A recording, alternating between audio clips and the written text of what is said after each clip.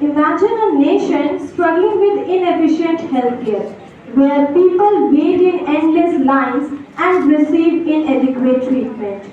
Imagine an education system where students are confined to poorly equipped classrooms with outdated resources. In developing nations, these are the often unfortunate realities under government-led services. And however, answer to these problems is privatization. Good morning everyone. Good afternoon everyone. Today, I Yashi Shukla stand before you to advocate the idea that privatizing public services in a globalized world holds substantial benefits for developing nations. Firstly, privatizing public services injects efficiency through competition. Unlike government-led services, private firms are driven by competition, leading to better equality and innovation. In Argentina, privatized utilities have improved reliability and infrastructure. When companies are accountable to consumers, they are motivated to deliver better services. Secondly, they also attract foreign investment. Privatization opens sectors to international investors who bring technology and capital. India's telecom revolution is a prime example. Since opening its market, it has achieved one of the world's lowest mobile data costs, a feat unlikely under a public monopoly. Thirdly, privatization also creates job opportunities and economic growth. When multinational corporations invest, they create jobs and opportunities. In Brazil, privatized sectors like energy and telecom have expanded employment. While privatization needs effective regulations, the benefits are clear. Are we ready to embrace a model that aligns with our fast-paced, interconnected world? And I firmly believe the answer is yes. Thank you. Nearly 70% of the poverty reduction in India since independence has occurred after the reforms of 1991. This proves the importance of private sector in improving a nation's economy and welfare of people. To further cement this argument, I would like to produce a few points. First of all, government is meant to provide public services, not generate profit. A few years ago, Air India was a loss-making venture for the government, costing about $1 billion each year to run. At the similar time, two other entities, BSNL and India Post, were combined posting losses worth almost $3 billion. Still, the government never intended to privatize those. What this shows?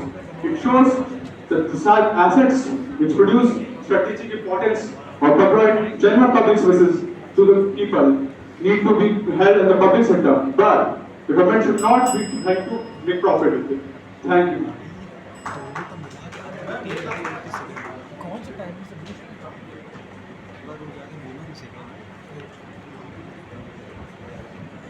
As the team Wilson had the main speaker, who presenting the opening statement, they have shared the time, so you can do like that only. Now I want to invite team Wilson against.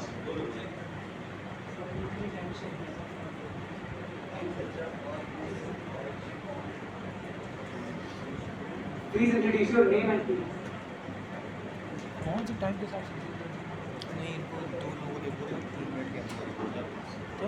Honorable distinguished judges, fellow debaters, and my friends. My name is Anwar Singh, and I am representing Team Wilson against the motion of the topic that privatization of public sector in developing countries is beneficial or is not beneficial.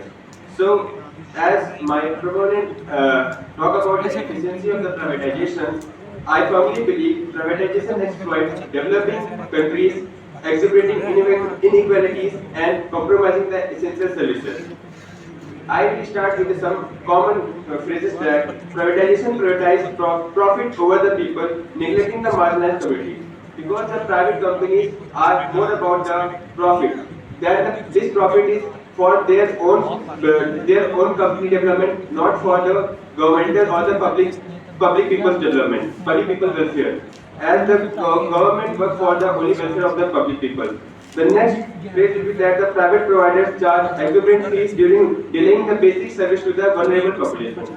My fellow debaters and judges, I need the your attention on that vulnerable population. In many developing countries, the vulnerable populations have the measure of their share.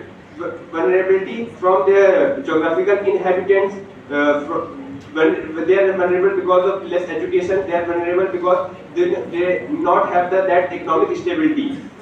But major in developing countries where the privatization help, they are more stable, they are more educated, and they are more stable economy and infrastructure. Their government regulate the private firms more strongly. But in many developing nations, where the agenda of the corruption is very high and the regulating and laws are very less common and the people are not aware.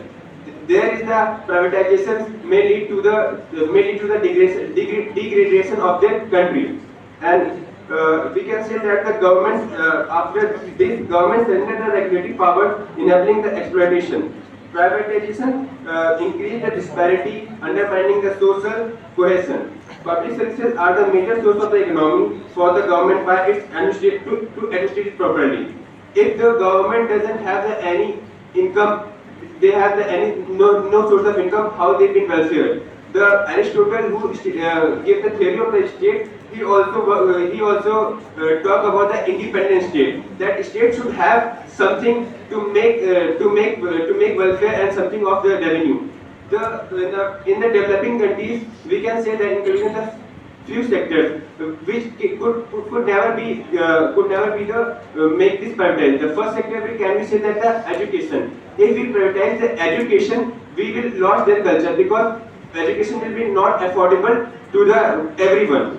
So we can make that the government school should be more improvised and we can more make develop. And in conclusion, I can say that we can use the public and private venture to make the developing country grow, and that the public sector which are working, we should improve that, and the new private sector we can regulate them. Thank you.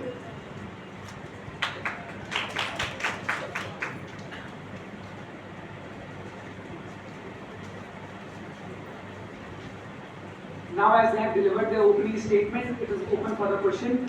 Now team 4, you are given 2 minutes for your giving your point of view and your question also. My worthy opponents, as you said, the government of India, as far as economy is concerned, looks upon the profit of nation, right, as growth of the GDP.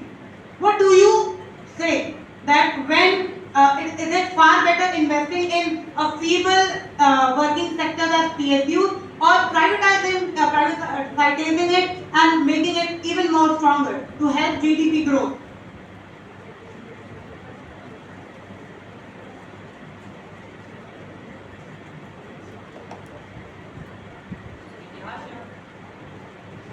इतिहास से उनको ये सीखने को मिलता है कि इतिहास से कोई कुछ नहीं सीख सकता। आज हम फिर इकट्ठा हुए हैं प्राइवेटाइजेशन ऑफ पब्लिक सर्विसेज के बारे में बात करने के लिए। अगर हम हिस्ट्री की ओर अपनी देखें तो हम पाते हैं कि हमारे पास ईस्ट इंडिया कंपनी भारत में आई और कैसे उन्होंने हमारे ऊपर तो इतनी डिकेड्स तक राज किया, और आप उसके बाद भी कहते हैं कि प्राइवेटाइजेशन करने से क्या हमारे पास प्रॉफिट हो सकता है या नहीं। मैं आपसे पूछना चाहता हूँ कि क्या प्राइवेटाइजेशन करने पे आप वीकर सेक्शन ऑफ सोसाइटीज को हेल्प कर सकते हैं? कैन